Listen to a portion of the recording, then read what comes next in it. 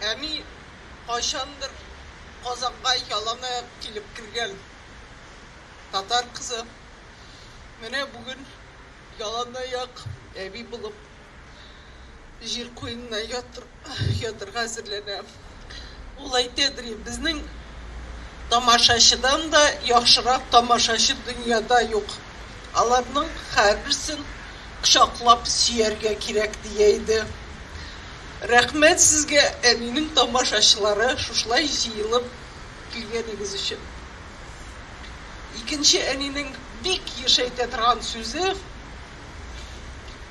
халқым ешәсін, нәсіліміз құрмасын дейді.